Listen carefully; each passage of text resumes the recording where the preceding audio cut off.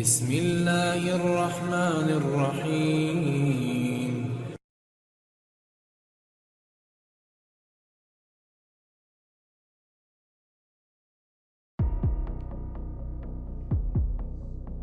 ایک شخص حضرت ابراہیم بن ادم کے پاس آیا۔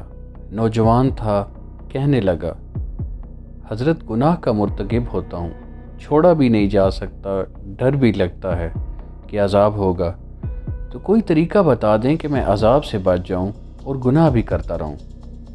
اللہ والے بڑے دانا بینا ہوتے ہیں، دھکے نہیں دیتے، وہ محبت و پیار سے بات سمجھاتے ہیں، دل میں اتارتے ہیں۔ حضرت نے فرمایا، ہاں میں تجھے طریقہ بتاتا ہوں۔ وہ بڑا خوش ہو گیا، بات سننے کے موڈ میں ہو گیا، کہنے لگا کہ حضرت وہ کون سا طریقہ ہے کہ میں گناہ بھی کرتا رہوں اور عذاب و سزا سے بھی بچ جاؤں؟ آپ نے فرمایا کہ بھائی، پہلی تجویز تو یہ ہے کہ اگر گناہ کرنا ہی ہے تو اللہ رب العزت کی نگاہوں سے اوجھل ہو کر لیا کرو۔ اب وہ سوچتا رہ گیا، کہنے لگا، حضرت یہ کیسے ممکن ہے کہ میں اللہ رب العزت کی نگاہوں سے اوجھل ہو کر گناہ کروں؟ یہ تو ممکن ہی نہیں۔ دوسری تجویز، حضرت نے فرمایا، پھر دوسری تجویز یہ ہے کہ تم رزق کھانا چھوڑ دو، اللہ سے کہہ دینا کہ نہ تمہارا کھانا کھاتا تھا اور نہ تمہاری بات مانتا تھا۔ اس نے کہا، حضرت یہ کیسے ممکن ہے کہ میں کھانا چھوڑ دوں، پھر میں زندہ کیسے رہوں گا؟ تیسری تجویز، حضرت نے فرمایا، پھر تیسری تجویز پیش کرتا ہوں، اور وہ یہ کہ زمین و آسمان اللہ رب العزت ہی کے ہیں، اس کی حکومت ہے ان میں، اور بادشاہ کی نافرمانی اس کے ملک میں رہ کر کرنا یہ ٹھیک نہیں ہے، لہٰذا اس سے باہر نکل کر نافرمانی کرنا۔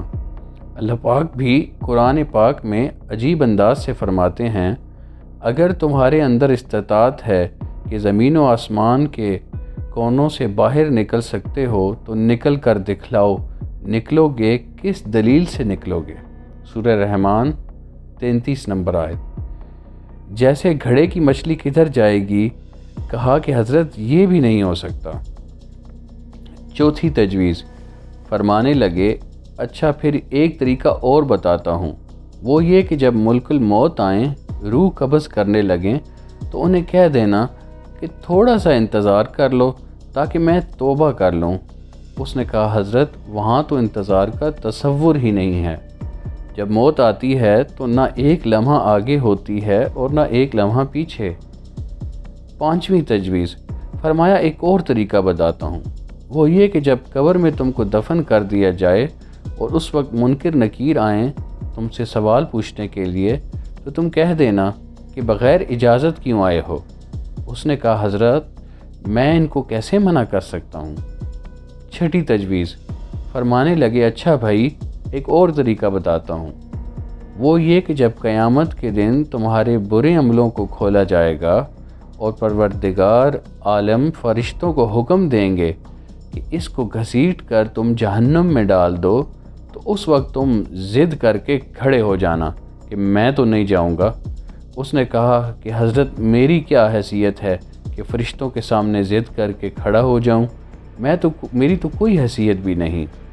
اب لوہا گرم تھا اور چوٹ لگانے کا وقت تھا۔